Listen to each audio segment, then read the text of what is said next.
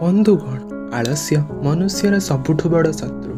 एक अलसुआ व्यक्ति जीवन में केबे हेले सफलता पाई पारे नाही। यही कहानी आलस्य परी खराब अभ्यास को दूर करिवारे एवं आपण को एक स्वाधीन व्यक्ति रे परिणत करिवारे साहाय्य करे। दयाकरी एहाकु शेष पर्यंत देखंतु। एक समयर घटना। गोटे ग्राम रे एक कृषक रहुथिला। जितेबेले से निज जमी रे फसल उत्पादन कला सेतेबेले एक बणी ता जमीर मध्य भाग रे बसा करी सेतिरे दुईटी अंडा देइथिला। बहुत शीघ्र ही से अंडारू बणीर छुआ जन्म नेले एवं माँ बणी सह खुशी रे रहिले। बणी खाद्यर संधान रे प्रतिदिन जंगल को जाउथिला। थरे से जेतेबेले जंगल रु फेरिला से देखिला कि तार छुआ दुईटी बहुत भयभीत अछंती।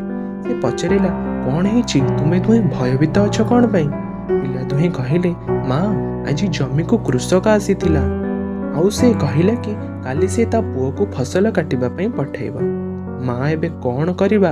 वर्तमान ता आमे उड़ीबा मध्य सिखिनु। पिलांक कथा सुनी बणी कहिला, डर नहीं पिला माने, काली केही फसल काटिबा पई आसीबेनी। आगामी दिन सेहिया हेला जहा बणी कहिथिला। केही मध्य सेटाको फसल काटिबा को आसिले नाही। एमिति अनेक दिन बीतीगला। सब ठीक ठाक चलुथिला। पिला दुईटी मध्य बहुत सुखरे थिले। गोटे दिन पुणी बणी जंगल रु फेरी देखिला तार पिला दुईटी पूर्व परि भयभीत अछंती। बणी पुनर्बार तांका डरर कारण पचारिबारु से दुहे उत्तर देले, माँ आज पुणी कृषक जमी को आसीथिला आउ कहिला कि काली से मूल्य को फसल काटिबा पई पठेइबो। एहा सुनी बणी पुनर्बार उत्तर देई कहिला, डर नहीं पिला माने, काली मध्य के फसल काटिबा को आसीबेनी। परदिन मध्य सेया हेला जहा बणी कहिथिला। केही मध्य सेटाको फसल काटिबा को आसिले नाही। अन्य एक दिन जितेबेले बणी जंगल रु फेरिला तार पिला माने कहिले, माँ आज कृषक पुणी जमी को आसीथिला और फसल काटिबा कथा कहूथिला, किंतु हमको जणा जे केही भी फसल काटिबा को आसीबे नाही। माँ बणी कहिला कि मते पूरा कथा कुह।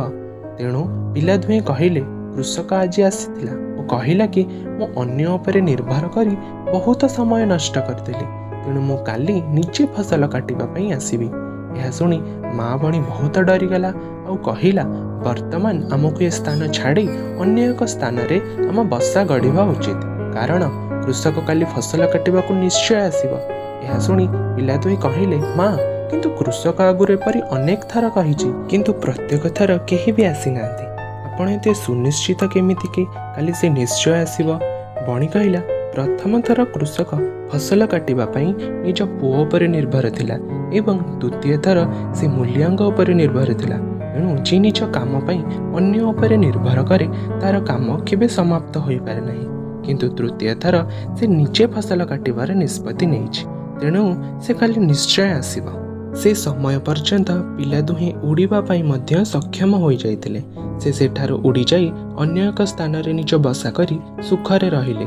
परदिन कृषक आसिला एवं फसल काटिबा आरंभ करिदेला। एणु एही कहानी रु आमे शिखिले जे सर्वदा अन्य उपरे निर्भर करे तार काम केबे संपूर्ण होए नाही। वास्तव में से एक अलसुआ व्यक्ति। एहीपरि व्यक्तिंकर समाज रे केवल तिरस्कार होइथाय। एहार माने नुह कि आमे केबे हेले अन्यर साहाय्य नेबा नाही। अन्यर साहाय्य नेबारे किछि असुविधा नाही, किंतु अन्य उपरे निर्भरशील होइजिबा भूल अटे। निज कार्य निजे करिवार अभ्यास निजको स्वाभिमानी बनाए। आउ एक स्वाभिमानी व्यक्तिर सम्मान पूरा समाज करिथाय। तेणु निज कार्य निजे करिबा उचित।